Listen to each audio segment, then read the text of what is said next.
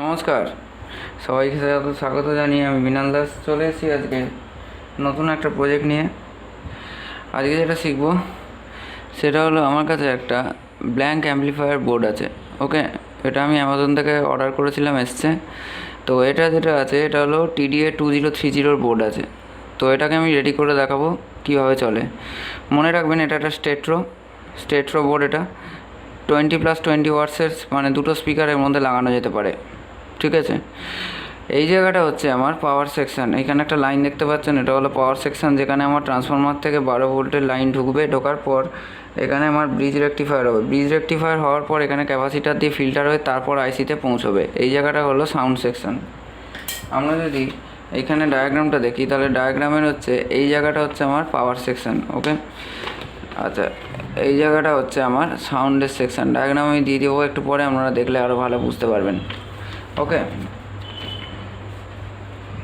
তো এবার যেটা করবো সেটা হচ্ছে যে, মনে রাখবেন আমাদের যেগুলো কম্পোনেন্টসগুলো এখানে লাগবে, সেটা হলো ফার্স্ট আমাদের লাগবে হচ্ছে 5408 ডায়োড।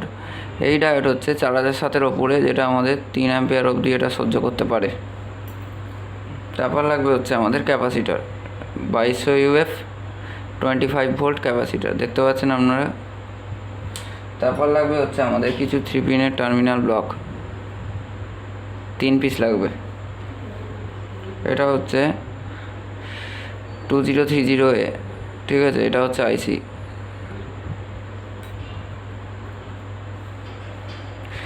এটা হচ্ছে 22 UF 25 ভোল্ট, দুটো লাগবে। এটা হচ্ছে আপনার 1 UF 63 ভোল্ট, এটাও দুটো লাগবে, দেখতে পাচ্ছেন। দুটো হিটসিং, দুটো 220 100, এটা 50ও দিতে পারেন, অসুবিধা হবে না।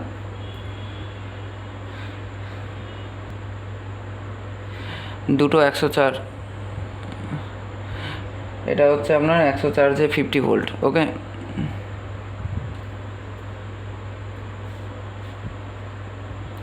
22K 4টে লাগবে।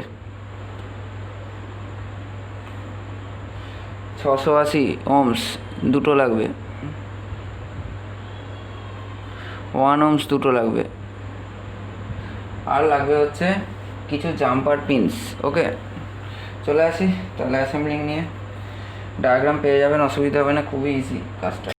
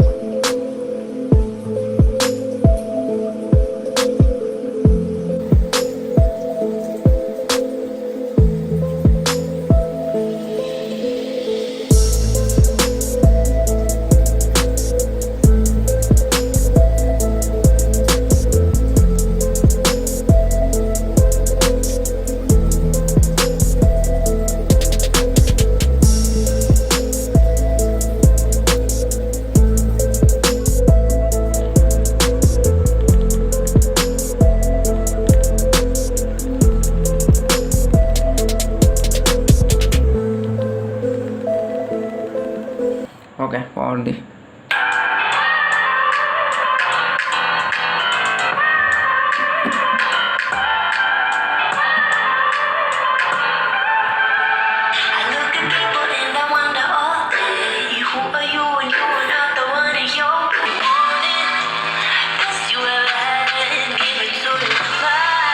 আমরা টেম্পারেচার চেক করবো। আইসি নর্মাল আছে, ক্যাপাসিটার এদিকে কিছু হিট হচ্ছে না, সবই ঠিক আছে। আমরা দুটো স্পিকার লাগাতে পারি। এটা যেহেতু 10 ওহম, এই 4 ওহমস 10 ওয়াট, এটা যেহেতু আমাদের 10 ওহমস, এই 10 ওয়াট 4 ওহমস, সেহেতু এটা একটুখানি করছে। আপনারা ঠিকভাবে এটাকে বসাবেন, বসিয়ে দেওয়ার পর কোনো রকম কোনো ঘ্যাঘ্যা করবে না। যতটা ঘ্যাঘ্যা করে মাটিতে এটা বসিয়ে ফেললে মাটিতে বসাবার দরকার নেই। আমাদের এই জিনিসগুলো যেন টাইট থাকে, মনে রাখবেন। এই হিটসিংয়ে হাত দেবেন না, হিটসিং কিন্তু খুব গরম হবে। এ কারণেই গরম হবে, তার কারণ হচ্ছে 2030 একটু খুব গরম হয় আসলে অ্যাকচুয়াল। ওকে, ভুল করেও এই জায়গাটা ছবেন না, 220 লাইন আছে।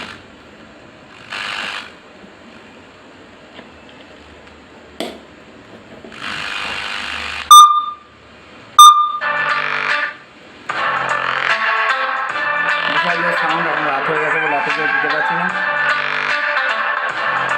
ওকে, পাওয়ার বন্ধ করলাম, পজ করলাম। এবার দেখবো আমার রাইট সাইড কাজ করছে কিনা। আমার এইটা গরম হচ্ছে না, এ কারণেই কারণ আমার লেফট স্পিকারটা ততক্ষণ অন ছিল, রাইট স্পিকারটা ততক্ষণ চলছিল না। যখনই দুটো স্পিকার দেবেন তখনই সবথেকে ভালো হয় এর মধ্যে যদি আপনারা দামি হিটসিং ব্যবহার করতে পারেন। দামি হিটসিং ব্যবহার করলে আপনার ভালো চলবে এবং অনেক দিন যাবে। কারণ মনে রাখবেন, গান চলতে চলতে কিন্তু খুব গরম হবে এই জিনিসটা। ওকে, রাইটে দিলাম, লেটস প্লে।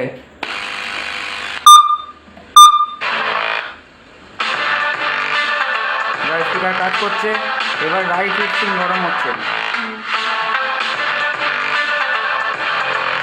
একেই এত জোর, মানে ভালো টানতে পারবে স্পিকারটা।